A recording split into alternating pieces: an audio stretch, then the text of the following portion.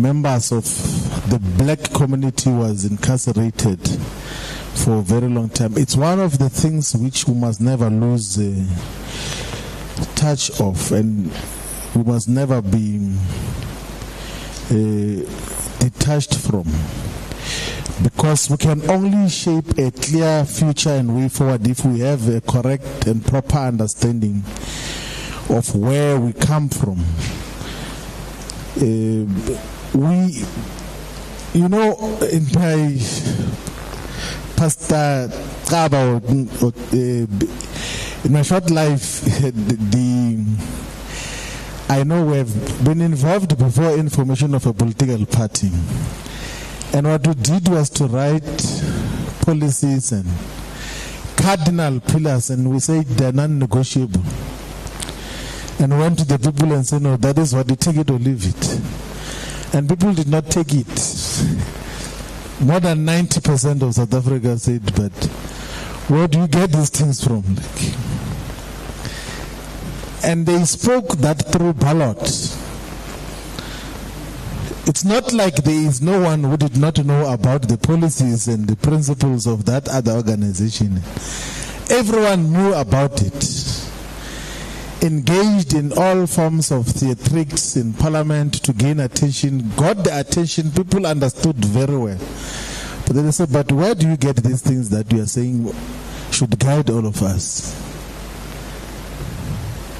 Because you are even saying they're non-negotiable. And of course, it's solid and sound principles, but some of the issues that people were raising was that some of your guys' historical evolution and some of your guys' articulation and consistency on principle, it's not believable. Because you just decide by yourself, and we don't want to make the same mistake. We can easily sit down as a committee, a round table, and all sorts of things, and theorize and come with all sorts of ideas, beautiful ideas. But it will be meaningless if that is not shaped by the perspectives and views of the people. And that is the mistake that the former liberation movement is making in the politics of South Africa. So do you know, in South Africa, one of the most canvassed perspective or vision or program, of course it has got its own limitations ideologically, was the Freedom Charter, which was adopted by a gathering which they referred to as the Congress of the People in 1955 in Gauteng. So the historical records says that there was intense consultations before the Freedom Charter was adopted.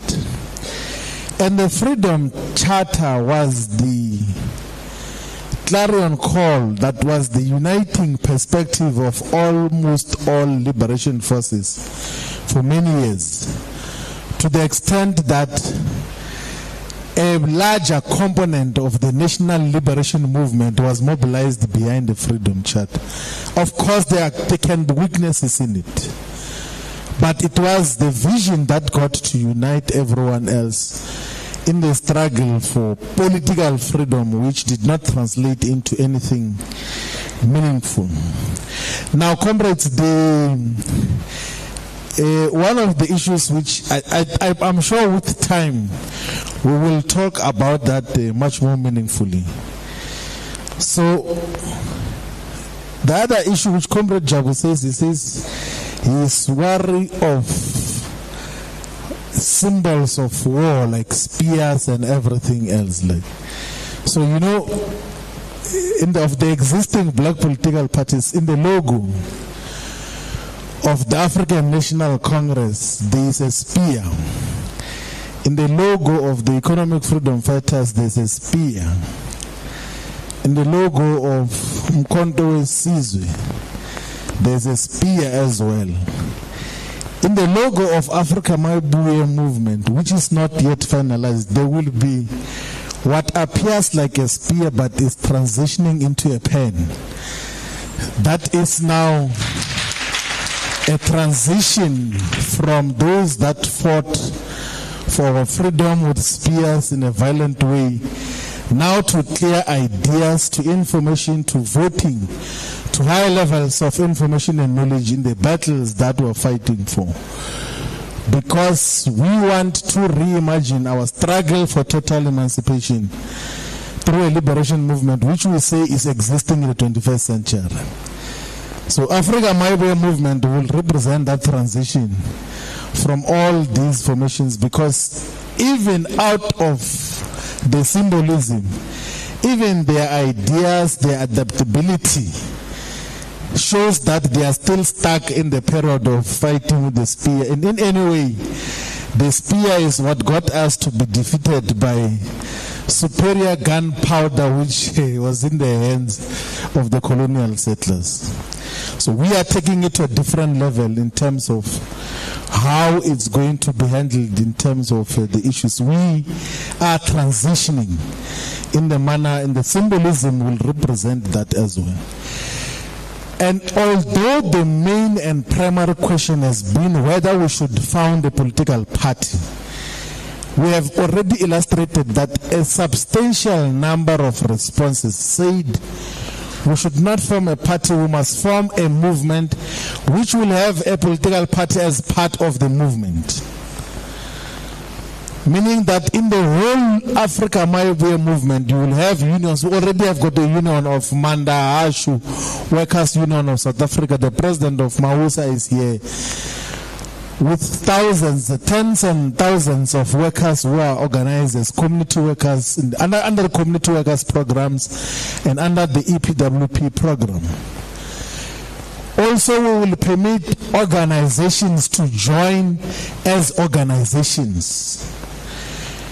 And we will persuade some of the existing political parties that are existing at local level that there are certain battles that will need collective effort.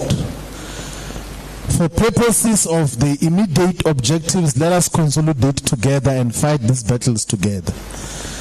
So we will have a movement that has got affiliate membership in a way more or less like the United Democratic Front, which had more than 700 affiliate members, was operating. And of course, that must be guided by common values and common principles as to just what do we represent. What should drive all of us moving forward.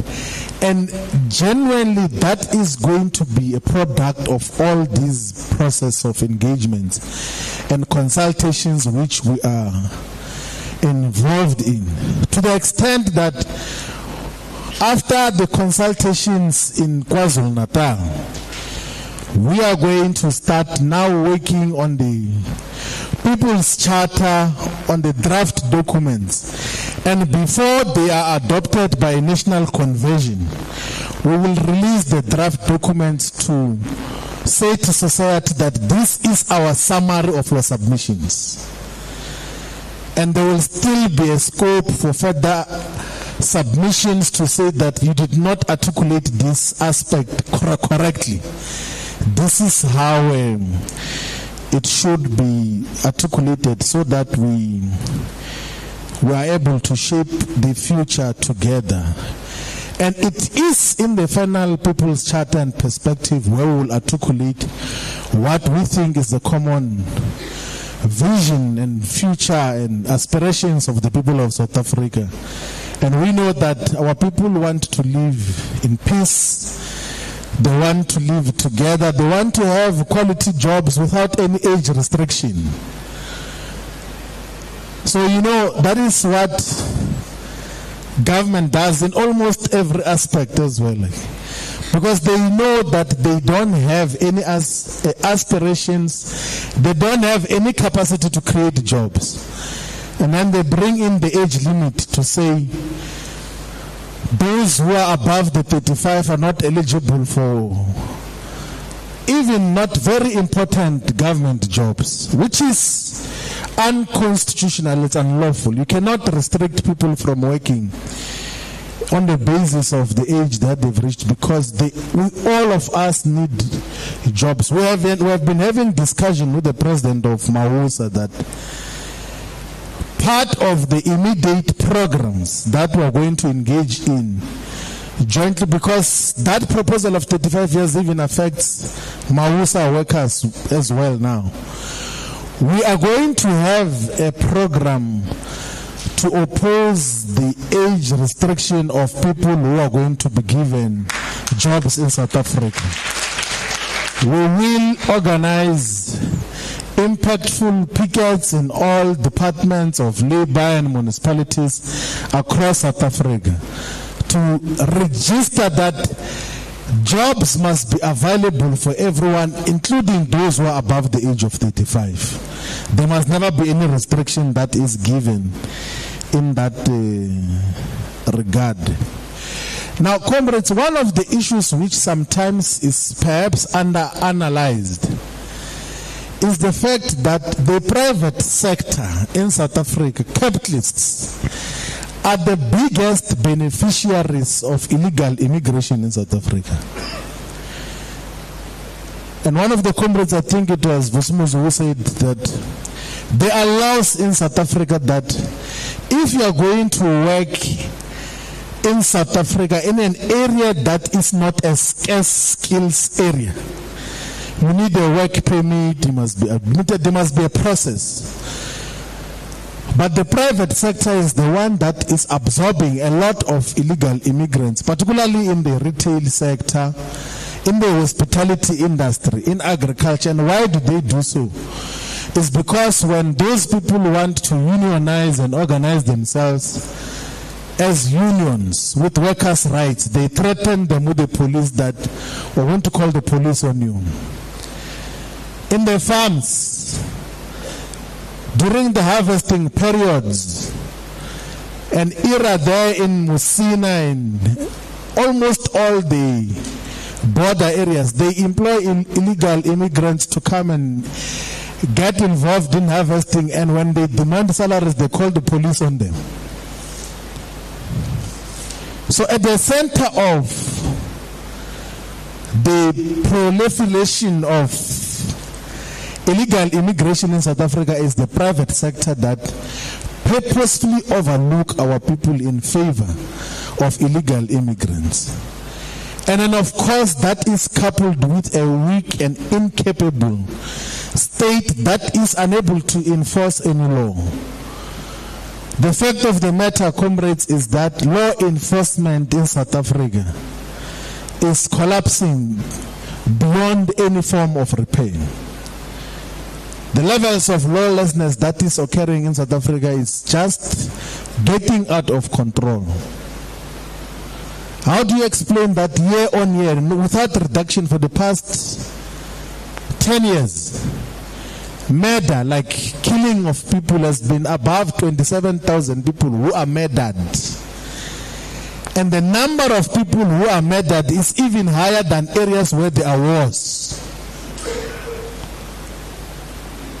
And there is clarity, the state knows where the murder spots are, where the highest levels of murder is in South Africa. They know that here in the province of KwaZulu-Natal, in Inanda, in Mlazi, in Kwamashu, and which parts of that where the murder rates are perpetually very high, but there's nothing being done about it. And they know which instruments are being used to kill people in those areas. But there's never been a campaign or program to take those killing instruments from the hands of the people. They know on which areas people are killed every day, but there's never been regulation of the unregulated shebeens and taverns in areas with perpetual high levels of murder rates. Because lawlessness is what obtains in this country, and they seem to protect it in that way. And that is what General Mkhwanazi was raising, to say there have been an escalation of political killings here in the province of KwaZulu-Natal. In response, the SAPS established a political killings task force. And someone goes to say, no, this is not necessary. And there's not even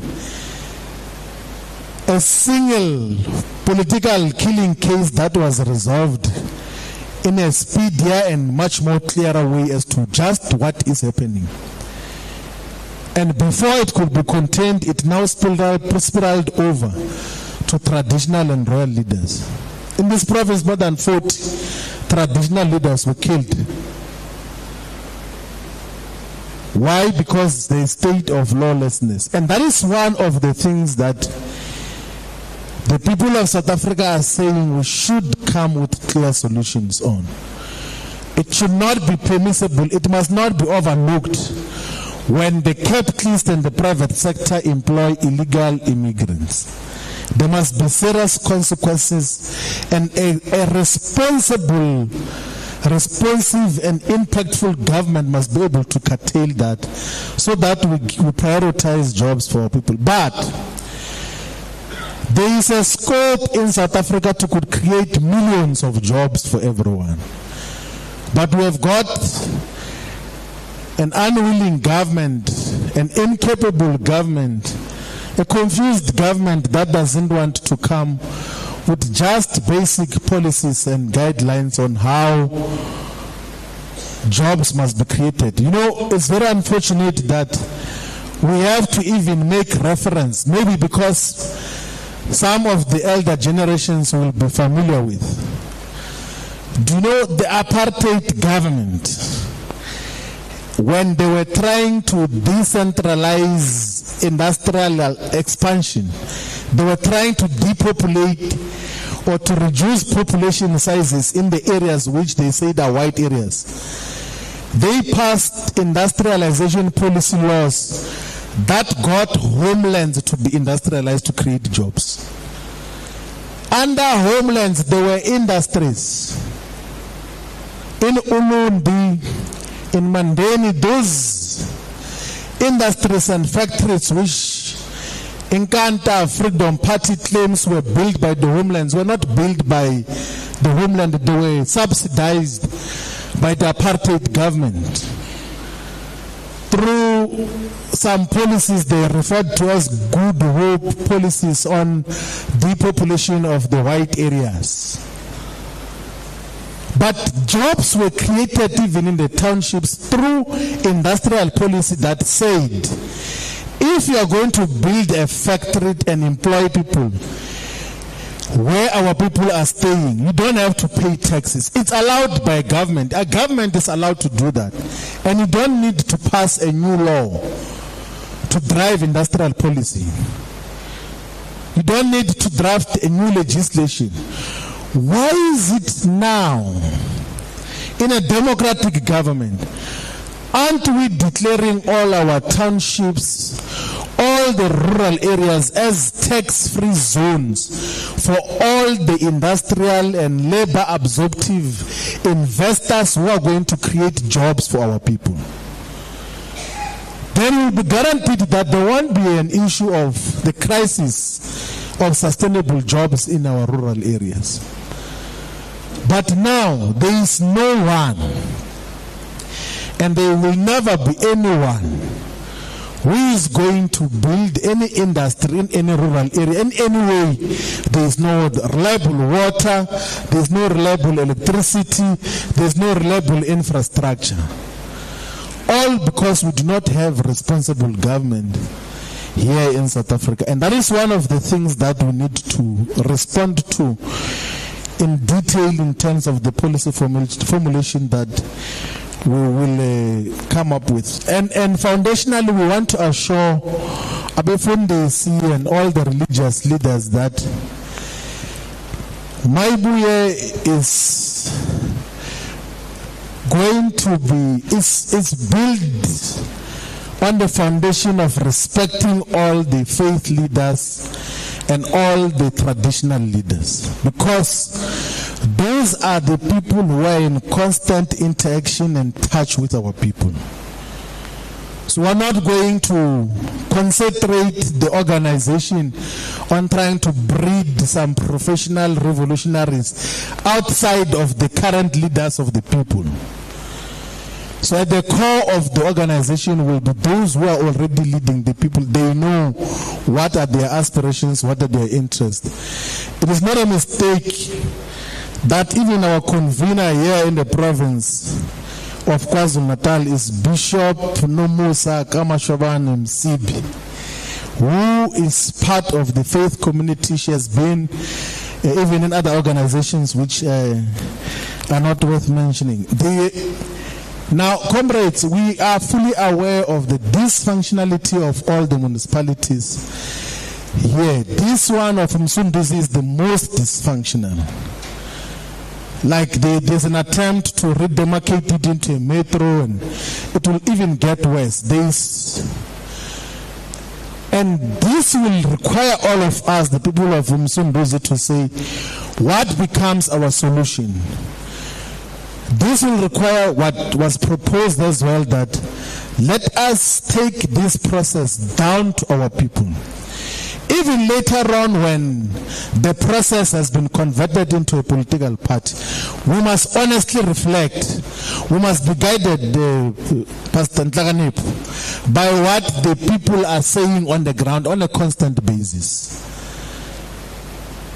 You know, you can feel way too powerful and highly sophisticated, but you can never know what are the issues that confront the people every day if you have not listened to them.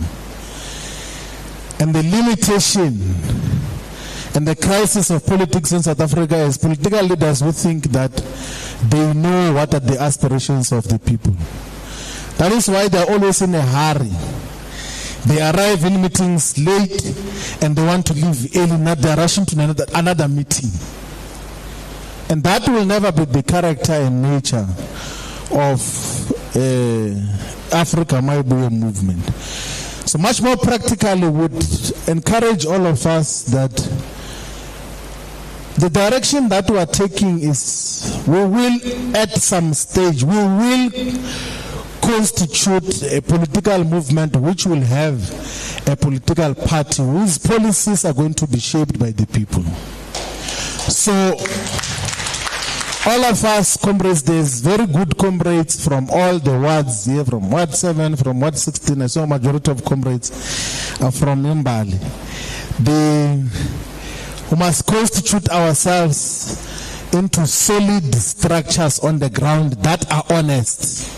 And we must not obsess ourselves with the activities of other political formations. Maibuye is not and must never be a minim contour season. Maibuye must not and can never be a mini EFF, because if it's a minim contour season or minim EFF, it's going to be too small. Maibuye must be above both Mkonto season and be above the ANC and be above the EFF. So if we treat ourselves as if we are part of those formations, then we are undermining the potential of this movement. It has got huge divine potential. So Maibuye has got huge divine potential, which will all of us realize as and when it grows and move forward. And I heard the Pastor Tolani, when he was giving guidance inconsistent with the scriptures, John 13 verse 1 onward, about servanthood. And when I read further down that chapter, when Jesus Christ was washing the feet of those that he was washing, the disciples, when we got to Simon Peter said, "Are you sure you want to wash my feet?" And the response of Jesus Christ was, "You do not realize now what I'm doing, but later you will understand." I'm sure all of us will understand in the future of what we're busy with. Maibuye, yeah, Africa. Maibuye, yeah, Africa. Maibuye.